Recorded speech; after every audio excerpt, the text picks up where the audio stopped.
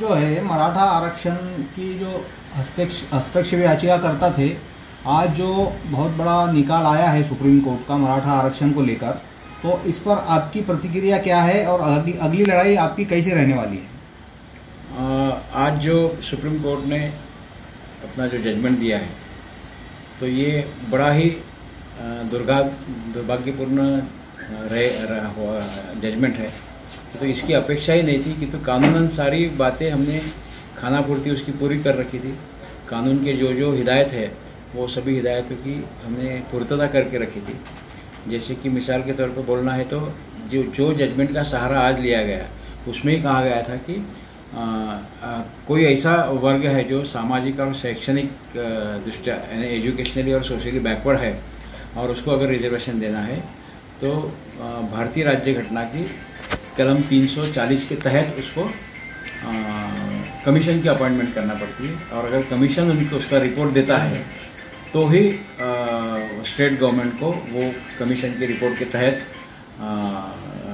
अपना कानून में इसकी तब्दीली करना आती है।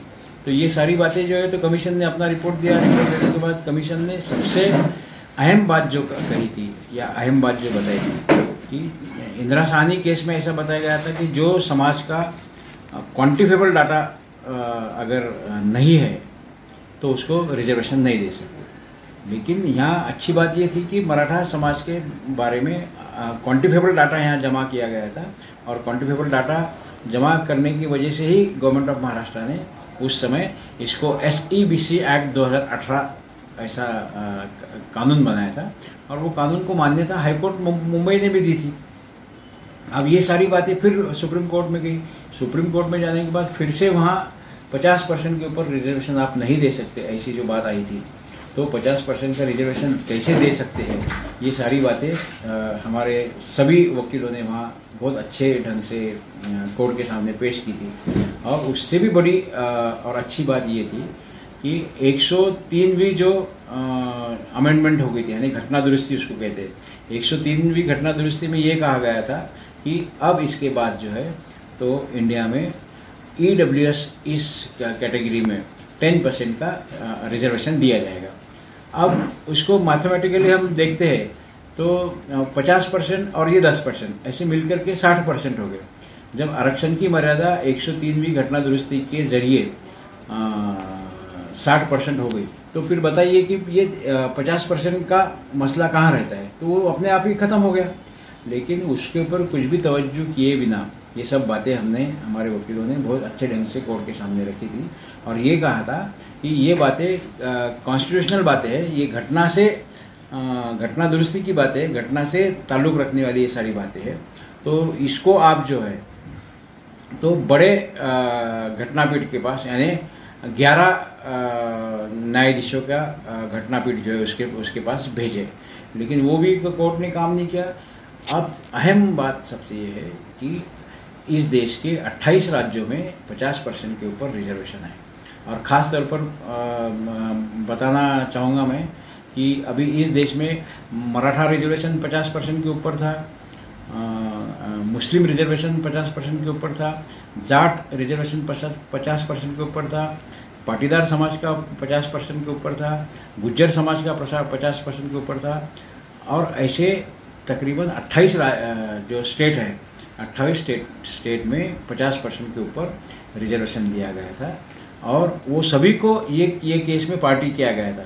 तो अब बताइए कि सब लोग अगर वहाँ मौजूद है, सब लोगों ने अपने अपने वकील पत्र दाखिल किए, सब लोगों ने अपना अपना कहना वहाँ रखा है कोर्ट के सामने, तो आप एक ही किसी विशिष्ट समाज को इस आरक्षण की प्रक्रिया में से दूर करके इनका आरक्षण रद्द कर सकते हैं, तो भाई बाकी समाज का भी आप ऐसे ही रद्द करने वाले हैं क्या, इसको ऐसे ही कैंसिल करने वाले हैं क्या? तो ये सवाल पूरे देश में अभी हर समाज अपने अपने समाज के बारे में सोचते अपने आप को पूछ रहा है कि अगर ये मराठा रिजर्वेशन का 50% की वजह से अगर रिजर्वेशन खारिज कर दिया, इसको रद्द कर दिया, तो हो सकता है कल जब हमारी बारी आएगी तो हमारा भी कैंसिल करेंगे क्या? तो ऐसा सवाल ये देश भर में पूरा सामने आने की वजह से पूरे देश में अशांतता कहो या पूरे देश में अब आक्रोश सामने आने वाला है।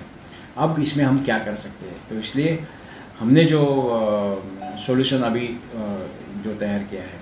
तो सॉल्यूशन उसका ये था कि अब इस देश में आरक्षण की मर्यादा बढ़ाना, रिजर्वेशन का परसेंटेज बढ़ाना ही एक पर्याय बाकी है। और वो पर्याय जो है तो अभी केंद्र शासन यानी गवर्नमेंट ऑफ इंडिया के हाथ में है।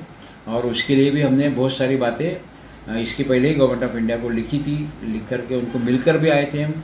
जैसे कि मिसाल के तौर पर हम बताएंगे कि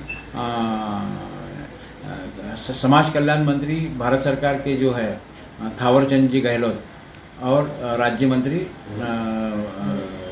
रामदास जी अठवले, इनको हम जाकर के एक रिप्रेजेंटेशन दे के आए थे और उनको कहा था हमने कि अभी इस देश में सभी वर्गों को अगर न्याय देना है तो आरक्षण की मर्यादा बढ़ाना बहुत ज़रूरी है।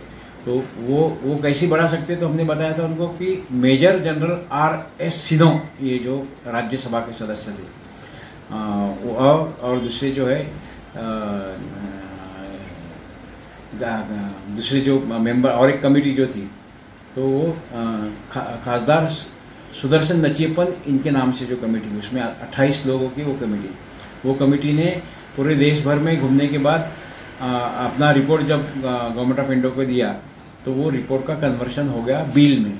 और फिल वक्त वो दोनों भी बिल जो है तो राज्यसभा और लोकसभा के पटल के ऊपर मंजूरी के लिए वहाँ अभी प्रलंबित है, या वहाँ उसका वेट हो रहा है कि इसको कब मंजूरी दी जाती है। अब उस बिल में क्या बताया गया था कि इस देश के सभी तबकों को अगर न्याय देना है, सभी तबके माने ऐसा तबका जो सोशली और एजुकेशनली बैकवर्ड है, उस तबके को अगर न्याय देना है तो उसको राष्ट्र के मुख्य प्रवाह में अगर लाना है तो आरक्षण की मर्यादा बढ़ाना निहायत ज़रूरी है। और वो रिपोर्ट बिल उसका बिल हो गया, और वो बिल होने के बाद जो है तो फिल वक्त राज्यसभा और लोकसभा के पटल के ऊपर वो अभी प्रलंबित है। दाते पाटिल साहब, वो तो बिल का होगा, अभी वो तो भविष्य में होगा। लेकिन आज जो स्थिति जो पैदा हुई है, जो मराठा समाज में संतप्त प्रतिक्रिया आ रही है, और दूसरी तरफ जो महाविकास आघाड़ी की सरकार जो है ये अपनी बाजू भक्कम रखने के लिए कोर्ट में कमजोर साबित हुई है, ऐसा विरोधी पक्ष का जो आरोप लग रहा है, तो इस पर क्या बोलना है आपका? नहीं, हम किसी को ब्लेम करना भी नहीं चाहते और हम कोई पॉलिटिकल बात भी करना नहीं चाहते। लेकिन जहाँ तक कि हमने देखा है, हमारे भी वकील थे, गवर्नमेंट के भी वकील थे और सभी वकील थे, बहुत अच्छे ढंग से वहाँ सब पैरवी की गई, अच्छे ढंग से पूरी बातें वहाँ रखी गई, एक कॉन्स्टिट्यूशनल बातें वहाँ कोर्ट के सामने रखी गई और लंबे पैमाने पे वो सब हियरिंग हुई। सभी को अपने अपना पक्ष रखने की वहाँ बात जब आई तो सभी को अपना अपना पक्ष रखने का वहाँ मौका दिया गया था।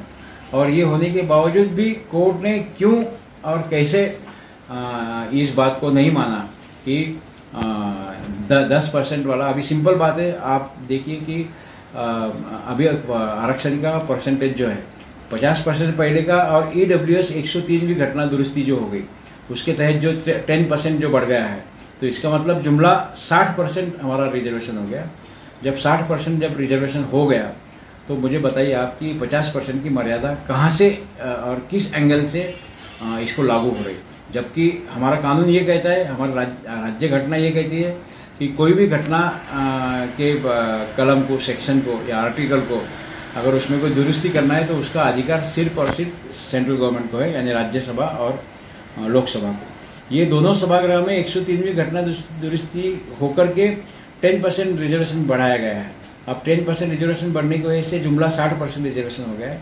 इसलिए हमने जो हमारे पिटीशन में कहा था कि ये अभी 60% हो गया, इसलिए इस इंदिरा साहनी प्रकरण में जो 50% की मर्यादा रखी है उसको खारिज किया जाए और ये हमारा रिजर्वेशन का जो एप्लीकेशन है उसको मंजूर किया जाए। लेकिन उसके ऊपर तवज्जो किए बिना ही ये सारा काम हो गया है। इसलिए अभी हमारे तो 42 लोगों ने आत्महत्या की, 42 लोग हमारे शहीद हो गए।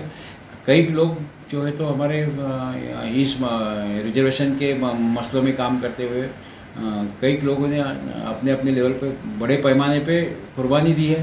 तो ये कुर्बानी हम जाया नहीं होने देंगे। अब जाया नहीं होने देने माने इसका मतलब कि हम चाहते हैं कि अभी भी हमारे पास जो सोल्यूशन है, अभी भी हम गवर्नमेंट ऑफ इंडिया को विनती करना चाहते हैं कि गवर्नमेंट ऑफ इंडिया के पास अभी जो हमने जो बताया हुआ ये अभी सोल्यूशन है, सुदर्शन नचियप्पन कमेटी का रिपोर्ट और मेजर जनरल R.S. सिन्हो इनका रिपोर्ट, इसको मंजूरी दी जाए वो मंजूरी देने की वजह से पूरे इंडिया के जो 28 राज्यों में रिजर्वेशन के लिए लोग इंतजार कर रहे हैं, उसमें सभी तबका है, ऐसा नहीं कि कोई विशिष्ट तबका है। उसमें मराठा है, गुज्जर है, पाटीदार है, मुस्लिम समाज है और बहुत सारे समाज है जो 28 राज्यों में अलग अलग नाम से जाने जाते हैं। वो सभी का रिजर्वेशन का मसला है और वो मसले को हल करने के लिए अब सेंट्रल गवर्नमेंट के ये सारा मसला उनके हाथ में गया है। अभी ये मांग को तो हमने ऑलरेडी गवर्नमेंट के पास पहुंचा है।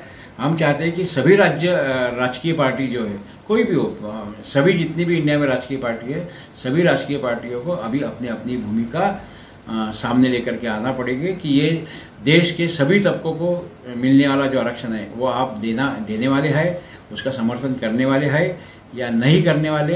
अब इसी बात के ऊपर से सभी राजकीय पार्टियों को आगे आकर के इस रिजर्वेशन का समर्थन अगर वो करते हैं तो कुछ ही दिन में आने वाले ही अधिवेशन में इसका ठराव पारित होता है या इसका अमेंड किया जाता है तो सभी तबकों को फिर से रिजर्वेशन मिल जाता है। और जिसमें घटना दुरुस्ती हो गई वो घटना दुरुस्ती को खारिज करने का अधिकार भी हमारे घटना के तहत कोई भी कोर्ट को नहीं है। इसलिए हमारा सभी तबकों का आरक्षण फिर से यहाँ मिलने वाला है।